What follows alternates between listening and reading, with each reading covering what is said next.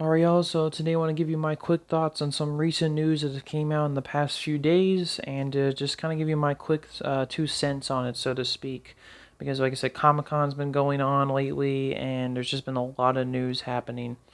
So, a few days ago, the director of the upcoming Predator film, Predator Badlands, was at a panel for the movie and he was asked specifically about whether Arnold could be potentially coming back in any kind of way for a Predator film.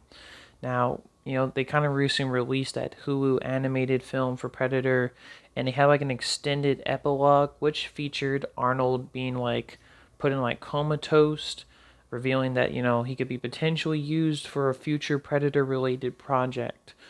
Um, and then the director of that movie, when asked at that panel, said, "Yep, I've been working with Arnold and I got some great stuff cooking." So, my overall quick thoughts on Arnold possibly coming back to the Predator franchise. I think, for one thing, I think it's a bit too late in kind of a pessimistic way. Arnold, the Predator franchise has been going on for so long. There's been plenty of opportunities for Arnold to come back. And I mean, I think he almost came back for the second movie, if I remember correctly, but something happened and he couldn't show up. And I don't know. I mean, I don't know if like Arnold really needs to come back. I mean, I think he was great in that first movie. Perfect movie, right? Perfect 80s action movie. The first one was. And I don't know, I feel like there's been some talk about it, but I'm really kind of mixed about it. On one hand, I think my nostalgia bait part of myself would say, oh my god, Arnold in a new Predator film will be crazy. But, at the same time, Arnold's really old now. I mean, he's not the same man that he was in the 80s, obviously, right? So I don't know how to feel about him showing up in like kind of in a role in the movie. It would really depend on how it's done. I think for one thing, I think the only way I can really see him coming back in a way that like the epilogue kind of hinted at was the only way is he can just come back as an animated form. Like he would just come back to voice his character in like maybe a Predator animated film later on down the line. Him actually showing up in like a movie, I have no idea. I mean, he would have to be a supporting character for sure, but I don't really think I'm not entirely sure about that. I don't really want to see Dutch being old and like all that stuff, right? I feel like personally that's just kind of like nostalgia. I think just fine just to leave Arnold's Dutch the way it was in the 80s, right? I think that's just my personal opinion. So I'm a bit mixed about it. I'm not entirely against the idea. It just kind of depends on how it's done. My only way I can see it happening is like in an animated form, right? If like he comes back to voice his character in like some kind of Predator animated film, I will be on board for that, but I wouldn't be like thrilled. But in a live action capacity, I'm not entirely sure. But yeah, that's my quick thoughts on Dutch. Now for the next bit of this video. James Gunn was, once again, I have to really highly respect James Gunn, right? He's a very vocal CEO of DC, right? He is constantly on interviews, talking with people, asking questions.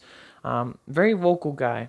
He was once again asked about whether Robert Patterson's The Batman is going to be part of this upcoming DCU spearheaded by James Gunn's Superman film.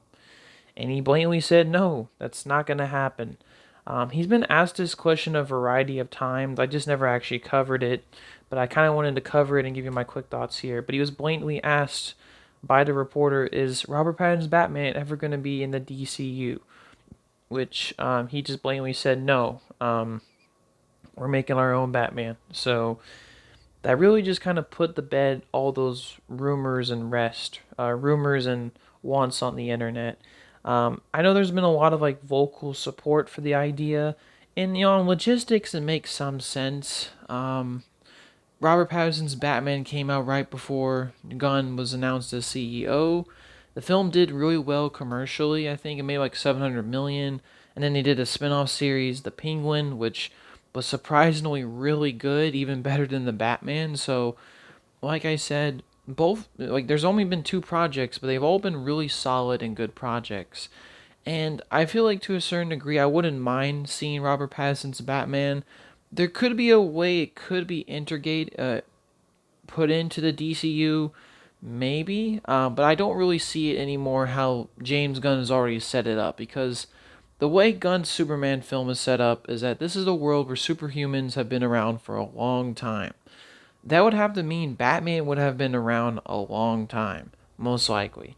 And the Batman is clearly kind of an origin story. It's not like a Batman Begins, but it's like a first year, very early Batman, right?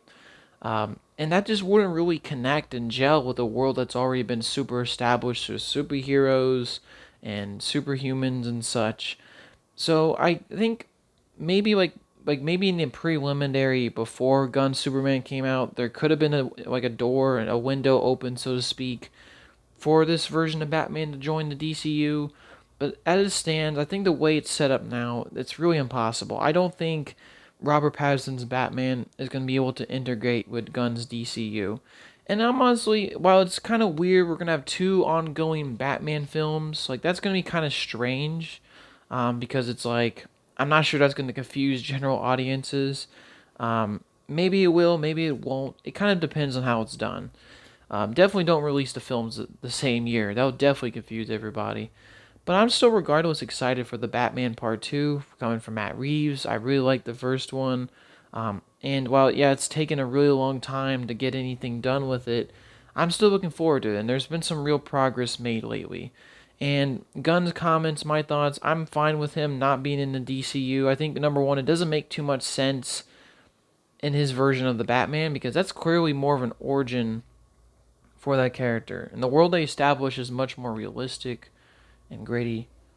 And yeah, I don't know. I feel like personally, while I like the DCU that's currently being spearheaded by Gunn, I feel like Matt Reeves' Batman just wouldn't work tonally in that series. And I think while there's definitely some obvious like points being made here, you have an ongoing Batman, you have an ongoing Superman, combine the universes together, right?